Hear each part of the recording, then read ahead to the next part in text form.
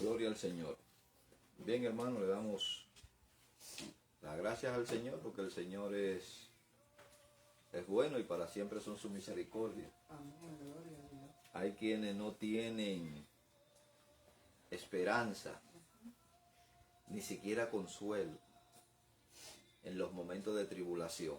Pero el pueblo de Jesucristo puede decir, hermano, acertadamente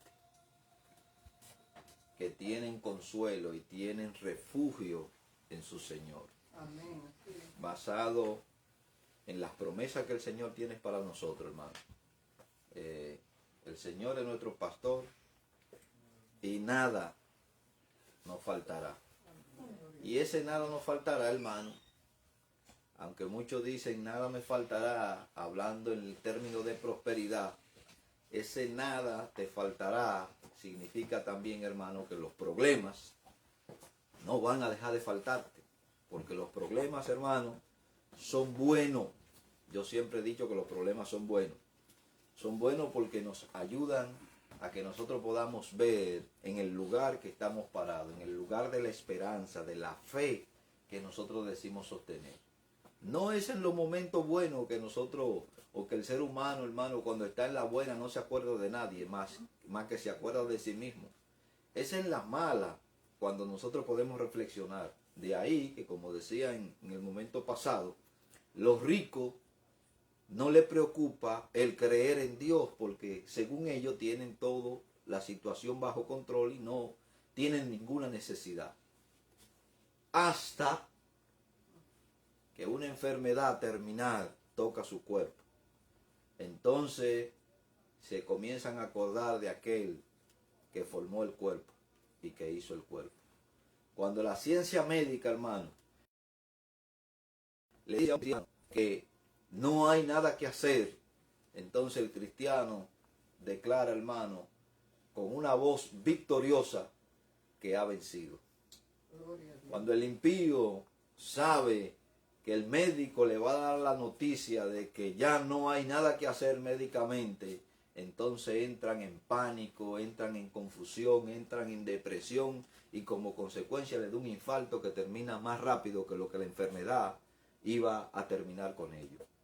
Nosotros sabemos, hermanos, que se aproxima un día glorioso en el que el Señor Jesucristo vendrá por nosotros. Y se aproxima también ese día glorioso cuando nosotros podamos ir a su presencia. Entonces vamos a declarar con toda potestad que vencida está la muerte. Porque nos espera, hermano, victoriosamente nuestra resurrección en Cristo Jesús. Gloria sea el nombre del Señor. Le decimos a los hermanos y amigos que nos siguen por medio de estas redes sociales, que pueden escuchar estas enseñanzas o predicaciones, que desde aquí, desde el púlpito de la Iglesia Cristiana Lo de Berea, que nos pueden localizar tanto en Facebook como en YouTube por Iglesia Cristiana Lo de Berea. En el Facebook, hermano, van a encontrar figura, una foto mía, mira, una foto de esta persona elegante, ¿no? Y es fácil de identificar porque es inconfundible.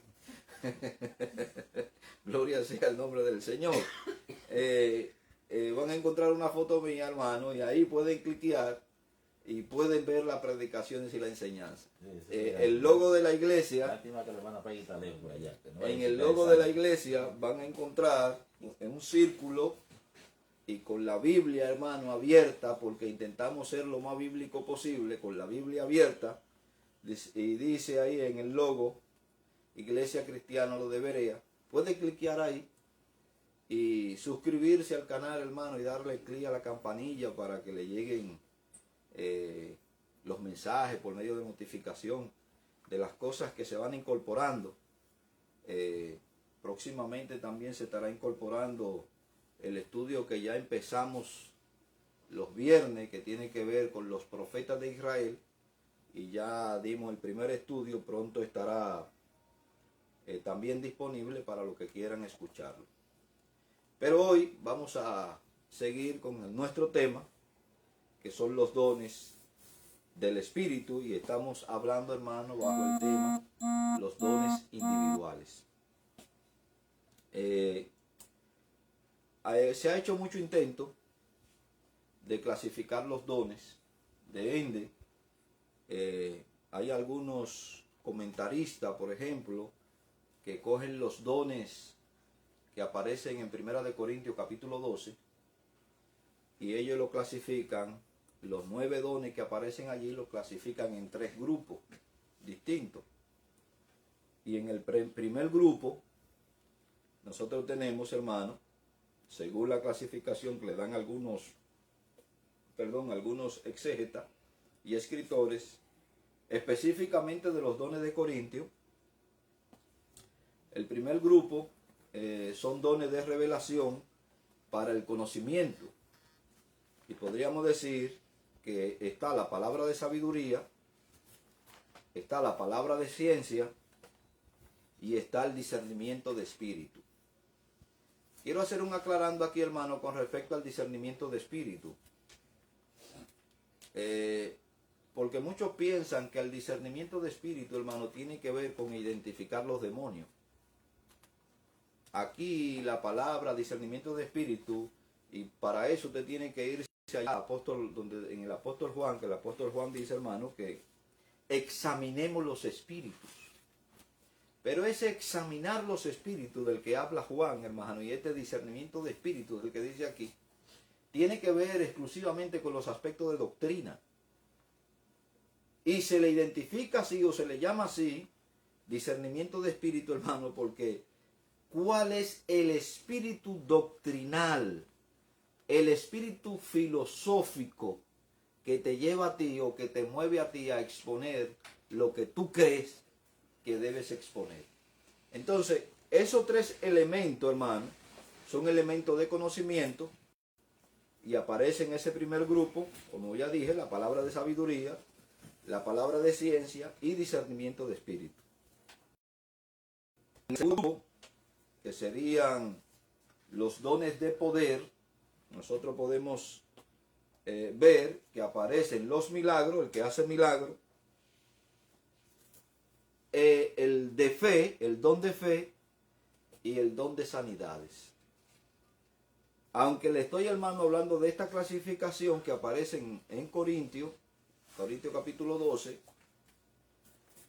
como ustedes saben, hay dones de esto que yo estoy mencionando que no son existentes hoy, pero están enmarcados en esa clasificación y se la estoy diciendo para que ustedes entiendan la clasificación que hay allí.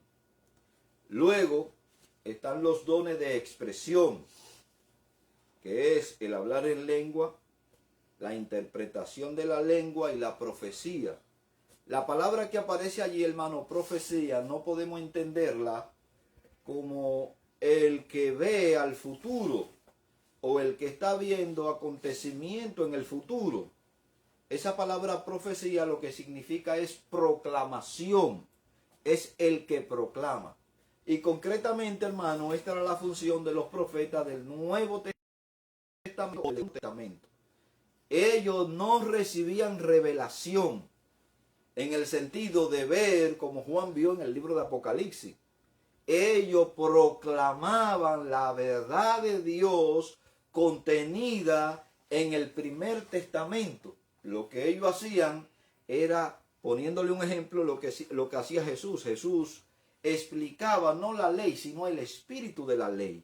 Ahora, lo que estos profetas del Nuevo Testamento, del Segundo Testamento hacían, era que proclamaban esa verdad revelada e interpretada por el Espíritu para traer la colación o aplicación al tiempo de la iglesia del desarrollo.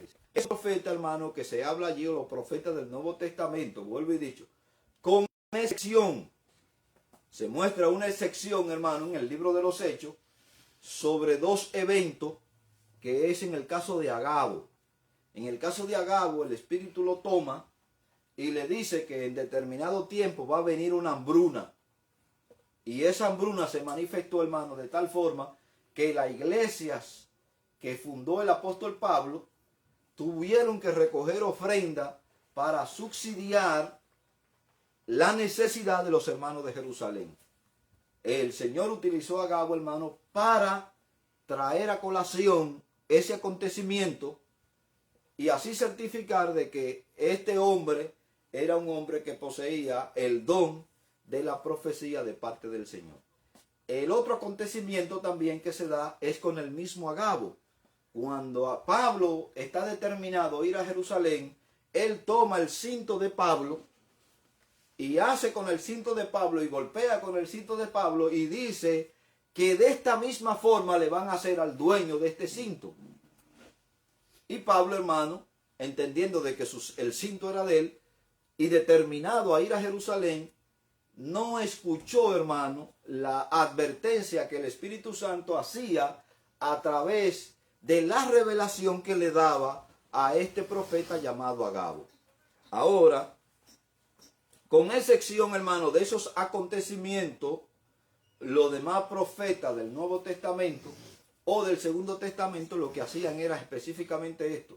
Tomaban la iluminación del escrito del Primer Testamento y la traían, hermano, en aplicación y explicación a la iglesia naciente.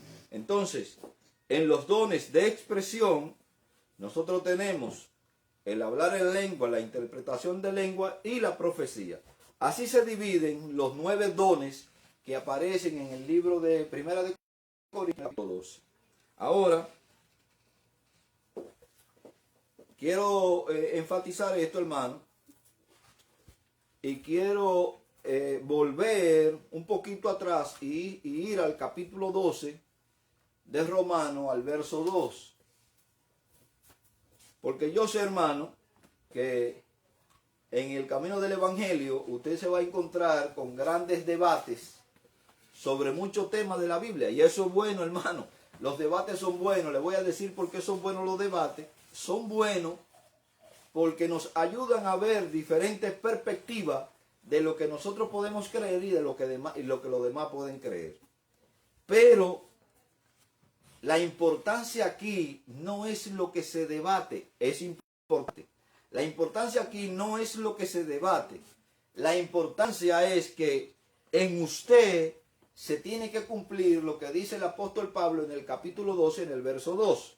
Pablo dice, no os conforméis a este siglo, sino transformaos por medio de la renovación de vuestro entendimiento, para que comprobéis cuál sea la buena voluntad de Dios, agradable y perfecta. Lo que intento decirle, hermano, es que el cristiano que sirve a Jesucristo tiene que estar en esta condición. Primero, no podemos estar conformados según los patrones que el mundo quiere ponernos. No podemos permitir que el mundo nos encaje en su forma de vida, sino que debemos renovarnos constantemente por medio de la renovación del entendimiento. Para usted tener entendimiento, hermano, para usted tener entendimiento, tiene que ser una persona, número 1, que preste atención a lo que se le está enseñando. Número 2, que tenga una buena actitud hacia la enseñanza. Y buena actitud significa, hermano, tener el deseo de aprender, el deseo de conocer. Mientras usted conoce, usted se va renovando. Es como cuando la serpiente, hermano, o las culebras, o estos reptiles, con el tiempo van envejeciendo, ellos comienzan a mudar el cuero y comienza a salirle una piel nueva, más reluciente, más brillante, más suave. Y es porque se va renovando, o es como el águila, que cuando ya sabe que su pico, sus plumas, ya no le sirven para mucho, hermano, para renovarse. Y este proceso del águila es un proceso tedioso y doloroso, hermano. Porque dice que se encumbran a las montañas más altas y por allá con las rocas comienzan a golpear el con su pico y luego, hermano, comienzan a golpear la roca con su pico hasta quedarse sin pico, pero luego entonces viene la renovación, donde entonces ellas rejuvenecen. ¿Cuándo nosotros como cristianos vamos a empezar, hermano? Aunque nuestro físico sea viejo, aunque nuestro físico, hermano, sea ya por la edad vaya en decadencia, la Biblia nos dice que nuestro hombre interior tiene que irse renovando. ¿Y cómo se renueva ese hombre interior? Porque usted no es lo que yo estoy viendo. Mercedes, usted no es lo que yo estoy viendo. Sandy, tú no eres lo que yo estoy viendo. José, tú no eres lo que yo estoy viendo. Dentro de ti, hermano, hay un ser que tiene que renovarse. La Biblia dice que carne y sangre no va a entrar al cielo. Quiere decir que este viejo hombre, hermano, tiene que ir disminuyendo, pero que hablando en términos cristianos y en términos espirituales, nuestro nuevo hombre, el que Cristo hizo renacer cuando entró en su vida, ese nuevo hombre tiene que ir transformando por medio del conocimiento de su palabra. Entonces el apóstol Pablo, hermano, nos insta a la transformación y a la renovación de nuestro entendimiento, y cuando nosotros entremos en esta transformación y en esa renovación por el entendimiento, entonces nosotros vamos a comprobar cuál es la buena voluntad de Dios, agradable y perfecta. Y hermano, yo muchas veces he entrado en esto y le he preguntado al Señor y le he dicho: Señor, yo quiero hacer tu voluntad. Muéstrame tu voluntad. La voluntad de Dios, hermano, está expresada en las Sagradas Escrituras. Yo creo que no debo ni siquiera orarle a Dios para que me muestre su voluntad. La voluntad de Dios está en las Escrituras y nos muestra el margen de lo que Él quiere que nosotros seamos y que nosotros entendamos dónde estamos. Primero yo debo de entender cuál es mi posición, cuál es su posición como cristiano. Si usted no entiende cuál es su posición como cristiano, lamentablemente, usted va a ser el mismo cristiano de hace 20 años, de hace 10 años. Va a ser un cristiano mediocre, hermano. Va a ser un cristiano del 3 al 4. Primero porque no hemos entendido la posición en la que estamos.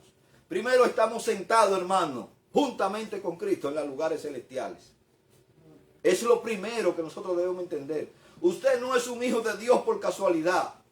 Y si yo le digo que usted no es un hijo de Dios por casualidad, quiere decir que usted ha recibido un llamamiento del cielo, hermano. Y ya eso es mucho hablar. Eso es mucho decir, hermano. Muchos quisieran estar en el lugar que usted está, pero no pueden. No es que no quieren, es que no pueden. Hay personas en ese mundo que dicen, hermano, yo sé que el evangelio es la verdad, pero están en la mentira y la falsedad. Yo sé que el ser cristiano es lo mejor. Yo sé que el servir a Dios es lo mejor, pero están en el engaño, en la falsedad, hermano. Quiere decir que ellos reconocen que el evangelio es lo mejor que hay, pero ellos no pueden estar en el evangelio. Porque esto no consiste, hermano, en la decisión del hombre, consiste en la voluntad de Dios. Él los ha llamado y nos ha llamado a nosotros con un llamamiento celestial. Luego Pablo dice que nos ha sentado juntamente con Cristo en los lugares celestiales. Nosotros, hermano, estamos sentados juntamente con Cristo en los lugares celestiales. Y hasta que nosotros no entendamos esa verdad, vamos a vivir una vida mediocre, una vida, hermano, de falsedad. Porque no hemos reconocido donde nosotros estamos sentados. Él quiere decir, hermano, que la voluntad de Dios está implícitamente en las Sagradas Escrituras. Decía alguien, creo que era Modi, y también escuché a Spurgeon en sus escritos, que él decía, hermano, que el día más fatídico, el día más trágico que ellos pudieran vivir, es el día que ellos no pudieran leer las Sagradas Escrituras. Y yo creo, hermano, creo fielmente, hermano, y me he cuando leí esto, hermano, tanto de Moody como de Charles Spurgeon, hermano, créame que esto impactó mi corazón. Entonces entendí la razón por la que Dios podía utilizar a hombres como estos. Era que esos hombres amaban y se deleitaban, hermano, en la palabra de Dios. Y lo primero que hacían, hermano, era tomar las Sagradas Escrituras y conocer la mente y la voluntad de Dios. Entonces el día más fatídico que puede tener un cristiano o que puede tener un denominado cristiano es pasar un día sin tomar la palabra de Dios en su mano y leerla. Creo que el primer pensamiento que debe embargar al cristiano, al Hijo de Dios, es conocer la mente de Dios. Porque la mente de Dios va a conocer la voluntad de Dios. Ahora, usted me puede decir, hermano, usted me puede decir, es que la carne es débil. Pero la carne se puede sujetar. ¿Usted sabe cuándo la carne toma dominio sobre el espíritu? Porque la Biblia dice en Gálatas capítulo 5, verso 16, que hay una lucha entre la carne y el espíritu, para que nosotros no hagamos lo que querramos. Quiere decir, hermano, que cuando usted le da preeminencia al espíritu, la carne tiene que sujetarse al cielo. Pero cuando usted le quita esa preeminencia al espíritu y le da riendas sueltas a sus deseos y pasiones, entonces el que domina en usted, hermano, quien domina en usted, no le voy a decir que es el diablo, hermano, que domina en usted, pero domina el mundo en usted. Porque el mundo, hermano, es quien da el aliento a la carne. Es el mundo, hermano, quien alimenta la carne.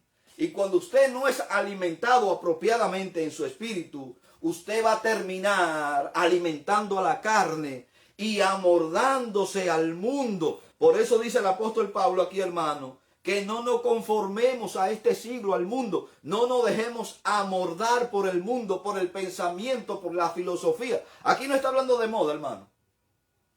Aquí no es moda. Aquí hay una corriente filosófica del mundo que lo va a encajar y lo va a amordar a usted en su sistema. Y cuando lo amorde, va a terminar ahogándolo. Y cuando lo ahogue, hermano, entonces usted se va a encontrar sin la fuerza para servir a su Señor.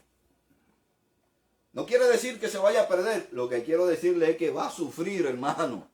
Porque el que el mundo le echa mano, sufre. No es que nosotros no sufrimos. La iglesia no está expensa al sufrimiento, hermano. Y yo digo que el sufrimiento es bueno. A mí me gusta el sufrimiento. Siempre y cuando sea por la causa de Cristo, hermano. Si es por la causa de Cristo, yo me gozo, hermano, en el sufrimiento. Si es por algo que yo me he buscado, créanme que voy a buscar la forma rápidamente de arrepentirme. No es que no me va a venir la consecuencia, van a venir. Pero voy a buscar rápidamente la forma de arrepentirme.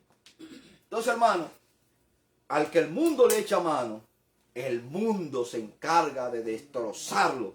Y aunque usted lo vea tan floreciente, hermano, como un ramo de flores, por dentro está muerto. Aunque usted lo vea brillante, hermano, como una flor del sol, por dentro está muerto. Entonces hablamos de apariencia. Hay cantidad de personas que viven de apariencia. Y el cristianismo no está exento de esta clase de personas. O de estos pseudo cristianos, o medio cristianos, o cristianos que se dejan apagar, hermano. Entonces no nos debemos dejar amoldar del mundo. Estamos, hermanos, sentados en los lugares celestiales juntamente con Cristo. Y nuestra mente, hermano, tiene que ir a la renovación por medio del conocimiento de la palabra de Dios. Ahora bien, con respecto a los dones, hermano, se han hecho diversas tentativas de clasificar los dones. Así como yo lo clasifiqué en 3 grupos en 1 Corintios capítulo 12, se han hecho distintas tentativas, hermano, de clasificar los dones. Pero la verdad es que la forma más sencilla es ubicarlo en 2 categorías. La primera categoría son aquellos que son poseedores para el ministerio de la palabra. y aquellos que son dotados para el servicio. Cuando usted va al capítulo 12 del libro de los Romanos, desde el verso 6, aparecen 8 dones que no están en Primera de Corintios. Y ahí aparece el dar con liberalidad, el don de servicio, aparece el administrador, aparecen otros dones que no están allí. Entonces hay unos dones, hermanos, que nos capacitan para la palabra de Dios y hay otros dones que no capacitan para el servicio. Ahora, entendiendo, hermano, la raíz de la palabra ministerio, todo el que tiene un don, hermano, en la iglesia es un ministro de Jesucristo. Porque es un servidor de Cristo y ha sido dotado con esa cualidad para que pueda, hermano, inyectar al cuerpo la vitalidad que el cuerpo necesita por el don que el Señor le ha dado a usted. Hay algunos, por ejemplo, que también clasifican y dicen, lo que aparecen en Efesios son ministerios. Hablando del apóstol, hablando del profeta, hablando del evangelista, hablando del pastor y hablando del maestro pastor. Pero no dejan de ser dones. Ahora aquellos son hombres capacitados, dados a la iglesia como dones. Y creo que cada creyente, hermano, ha sido una persona dado a la iglesia como dones, pero que también tiene dones para poder ser ejercido dentro de la iglesia. Cuando nosotros vamos a Primera de Pedro, en el capítulo 4, en el verso 10 y 11 de Primera de Pedro, dice, hermano, cada uno según el don ha recibido, ministrelos a otro, como buenos administradores de la multiforme gracia de Dios. Si alguno habla, hable conforme a la palabra de Dios. Y hermano, aquí hay algo que yo quiero hacer énfasis. Usted y yo tenemos que hablar constantemente conforme a la palabra de Dios. Nuestra conversación debe ser modulada, hermano, por la palabra de Dios. Nuestra conversación debe ser regida por lo que dice la palabra de Dios. Cualquier cosa que nosotros hablemos fuera del contexto de la palabra de Dios o de que no la llevemos a la palabra de Dios, vamos a entrar, hermano, en una dinámica propiamente que nos va a perjudicar en el sentido espiritual. ¿De qué le estoy hablando? Usted es una persona, usted es un empresario, hermano, y le va a tocar hablar en su empresa de su negocio. No es que usted en la empresa va a estar citando la palabra de Dios. Lo que sí, hermano, su pensamiento, su concepción de lo que usted está haciendo tiene que ser regulada por la palabra de Dios. Como comerciante, hermano, usted no puede poner ni pensar en adulterar la balanza, porque eso es una violación a la ley de Dios. Y a eso es lo que yo me estoy refiriendo, hermano. Que toda la conversación que nosotros podamos tener o todo lo que nosotros podamos pensar tiene que ser regulado, modulado por lo que la palabra de Dios enseña. Si hemos de hablar, hermano, vamos a hablar conforme a la palabra de Dios. Si hemos de tomar una decisión, vamos a tomar la decisión conforme a la palabra de Dios. No vamos a tomar ni no debemos tomar decisiones que a nosotros que nosotros creamos que nos conviene. Si perjudica, hermano, los principios cristianos. Debemos pensar, nuestro pensamiento, nuestras palabras tienen que ser reguladas por lo que dice la palabra de Dios. Si alguno habla, hable conforme a la palabra de Dios. Si alguno ministra, ¿qué es lo que vamos a ministrar, hermano? Usted va a ministrar el don que tiene, usted va a ministrar el talento que usted tiene. Usted sabe de computadora, usted es músico, usted es cantante, usted es techero, usted es pizzero, usted... Vamos a ministrar todo esto conforme a la palabra de Dios. Porque con talento y con dones podemos ministrar, hermano, conforme a lo que la palabra de Dios dice. Y nuestra administración, hermano, así como nuestro hablar tiene que estar regido por la palabra de Dios, nuestra administración también tiene que estar regida por lo que la palabra de Dios nos enseña. Ministre conforme al poder. Y esa palabra poder, hermano, dinamita, es el poder de Dios actuando en usted a fin de hacer algo en pro de la iglesia. Del poder que da Dios, que Dios da, para que en todo sea Dios glorificado. La finalidad, hermano, de los dones La finalidad de los dones en su individualidad es que Dios sea glorificado en todo. Esa es la finalidad, para que en todo Dios sea glorificado por Jesucristo, quien nos ha dado los dones ministrados por el Espíritu Santo, a quien pertenece la gloria y el imperio por los siglos de los siglos. Podríamos decir entonces, hermano, que esta clasificación sería la clasificación que hemos dicho a nivel de lo que es la palabra de Dios y a nivel de lo que es servicio, sería relativa al ministerio de la palabra, sería relativo al servicio y asistencia de la comunidad, sería relativo a la administración u organización de la comunidad. No se puede derivar de la lista que el apóstol Pablo, de la lista del apóstol Pablo, una especie de jerarquía de los dones, de acuerdo a la cual ciertos dones serían clasificados como necesarios o dignos sobre los demás. ¿Qué es lo que le intento decir con esto, hermano? Que cuando usted coge los dones que aparecen en el libro de Efesios, en el capítulo 4, y dice que esos son ministerios dados a la iglesia, que ciertamente son ministerios dados a la iglesia, y toma los dones, por ejemplo, que aparecen en el libro de Romanos, en el capítulo 8, en el capítulo 12, desde el verso 6 en adelante, que solamente aparece aquí el de profecía, luego hay una discrepancia entre los demás dones, o no discrepancia, sino que hay una diferencia entre los demás dones.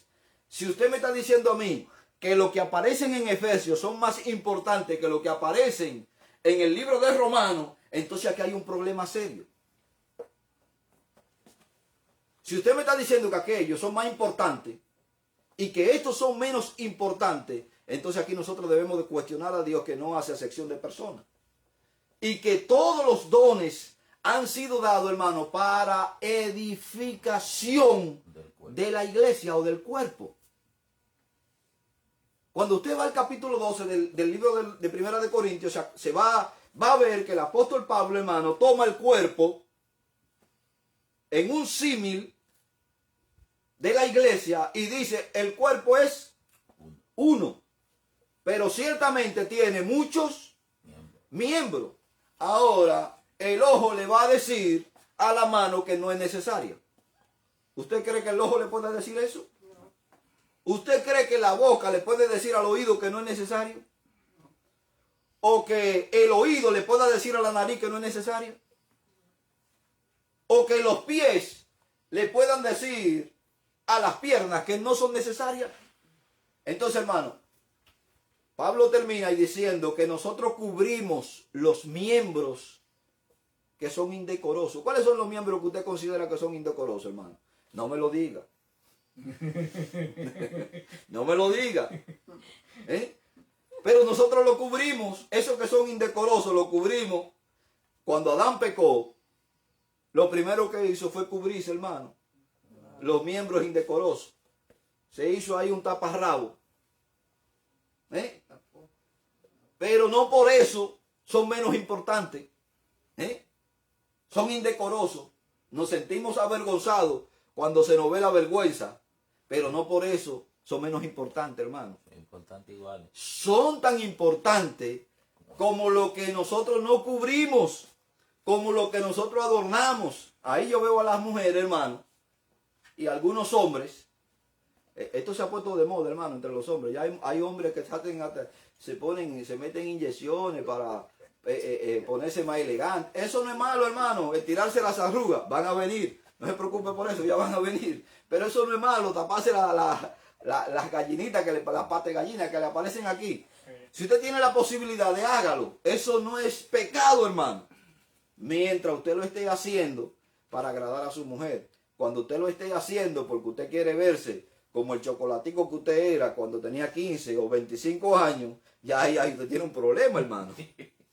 Ahora, hermano, las mujeres, usted la ve, hermano, que se arreglan su pelo.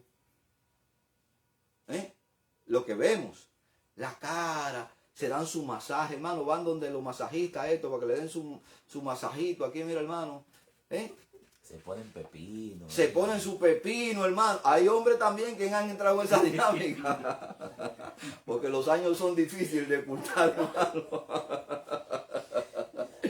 Cuando los años caen no hay quien lo despinte, hermano. No hay pepinito que lo despinte, ni cirugía plástica. La cirugía, hermano, te puede quitar unos cuantos años, pero te lo tira para acá abajo, te lo tira para acá. La fuerza de gravedad. Entonces quiere decir, hermano, que esos que son decorosos, nosotros lo cuidamos y lo adornamos. Entonces estos que son decorosos no le pueden decir a los indecorosos que no son necesarios. Todos son necesarios, hermano. De tal forma que yo no puedo decir que en la iglesia los dones, hay unos dones que son más importantes que otros. Porque yo creo que todos los dones que el Señor dio a la iglesia, lo dio, hermano, porque todos eran necesarios para la iglesia. Amén, así es. De tal forma, hermano, que no podemos clasificar en desmedro de otro, decir estos son más importantes que aquellos, porque estos los utilizamos más que aquellos. Sí es cierto, hermano, que hay dones que nosotros vemos más funcionar en la iglesia hoy en día. ¿Cuáles son esos dones que nosotros vemos más funcionar en la iglesia? Nosotros podemos tener, hermano, los predicadores, podemos tener los pastores y podemos tener los maestros. ¿Y qué pasa con los otros dones? Y los misioneros. O los misioneros. Solamente se hablan de esos dones, hermano. ¿Usted sabe por qué? Porque son sobre esos dones lo que se ha hecho el énfasis. Nadie quiere el don de servir. Maravilloso don, hermano. Nadie quiere el don de lavar paños. Qué lindo. El don de dar con liberalidad. Nadie quiere dar. Oiga, ese no lo quiere nadie, hermano. Porque ese hay que... Hermano, créame que si el Señor le da ese don de usted puede dar, de usted poder dar con liberalidad, usted va a encontrar el gozo más satisfactorio que usted haya podido tener en su vida, hermano. Y el Señor le va a suplir para que usted dé. Créame lo que le estoy diciendo. Entonces, hermano, el don de la administración, creo que en la iglesia deben haber administradores, hermano. Yo no creo que el pastor deba ser cabeza y constitución de todo lo que se mueva en la iglesia. Creo que la iglesia debe estar compuesta por un cuerpo ministerial, hermano, que ayude y que ligue al pastor con la congregación. Creo fielmente en esto, hermano. Gloria a Dios. Entonces, todos esos dones son dones que son sumamente importantes para la administración y el buen funcionamiento del cuerpo de Cristo. Tampoco se puede extraer de esta lista una distinción entre los dones considerados como ordinarios, naturales, y dones considerados como extraordinarios, sobrenaturales, con el resultado de clasificar los últimos más relevantes que lo primero o viceversa. Aquí no hay relevancia, hermano, entre los dones. Todos los dones son importantes, son útiles, son buenos, a fin de edificar, hermano, el cuerpo o la iglesia de Cristo.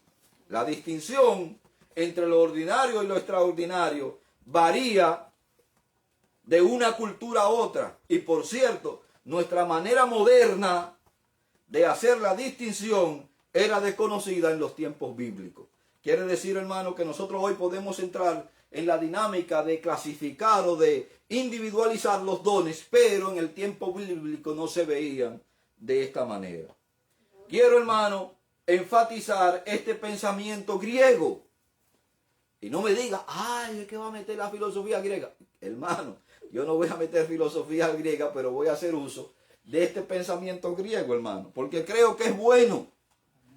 Y creo que es bueno el pensamiento, hermano, y que se ajusta al patrón de la palabra de Dios, que luego lo vamos a ver en el libro de los Romanos, en el capítulo 12, en el verso 3. Dice, el pensamiento griego es el siguiente. Uno de los principios básicos de los sabios griegos era, conócete a ti mismo. ¿Puede usted conocerse a sí mismo? Sí, hermano. Usted puede conocerse a sí mismo. Usted sabe qué peso usted puede levantar y qué peso usted no puede levantar. Usted sabe si puede o tiene la resistencia de correr 1 kilómetro o 100 metros. ¿Sabe o no sabe? Sí. ¿Sabe si se puede poner debajo del sol o no se puede poner debajo del sol? ¿Sabe o no sabe? Sí. Claro que usted sabe. ¿Sabe lo que usted debe comer y lo que no debe comer? Claro que usted lo sabe, hermano. Entonces eso es parte del conocimiento de uno mismo. Yo sé, hermano, cuando doy una corrida de 100 metros, la lengua, hermano, me parece esta corbata. Ya no soy el chavalito que tenía 15, 18, 20 años, hermano, que era una liebre. Entonces ya yo sé que los años van haciendo su estrago. Y que a lo mejor por falta de práctica, hermano, de ejercicio, corro 50 metros y hay que irme a poner un tanquecito de oxígeno. Miren, estos días, hermano, hablando de esto, en la casa de la doña hay un carrito que yo le compré a los muchachos. Oiga bien, hermano. Y me puse a empujarlo. Y cuando lo empujé 2 o 3 veces, y después me puse a jugar con ellos ahí, nosotros decimos a esto, no sé cómo le dicen ellos en inglés, pero nosotros le decimos el loco paralizado. Quiere decir que te tocan, tú te paras, y si alguno está en libertad y te toca, te da la libertad y así sucesivamente. Hermano, eché 2 carreras. 2 carreras eché. Y le dije, espérense un momento. Sigan jugando ustedes.